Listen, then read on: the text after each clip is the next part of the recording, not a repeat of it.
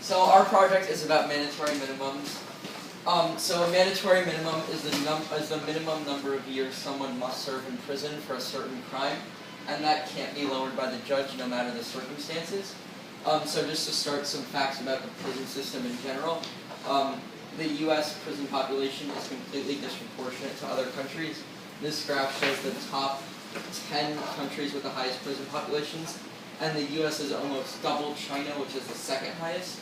And that prison population is disproportionately African American and Latino. They make up just 30% of the U.S. population, but they make up 59% of the U.S. prison population. So there's a clear disparity there. And mandatory minimums were started in the 80s with Reagan's initiative, which was to be tough on crime. And this graph here is just showing the mandatory minimums that were increased and created between 1987 and 2012. And the argument for mandatory minimums is that they'll prevent people from going to trial so you can save money, but the problem is people actually who are not facing a mandatory minimum are more likely to plead guilty, so the mandatory minimums aren't doing their job. That's what that graph that's what that graphic there shows.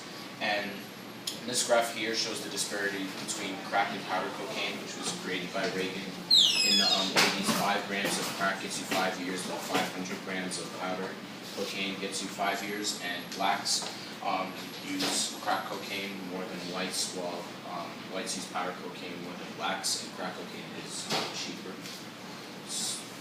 But change is possible.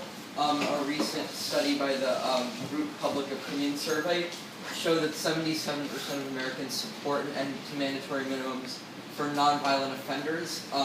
And there are multiple organizations working to help fix this across the country, such as Families Against Mandatory Minimums, who just had a recent success in Florida, where they repealed the mandatory minimum for aggravated assault with firearms.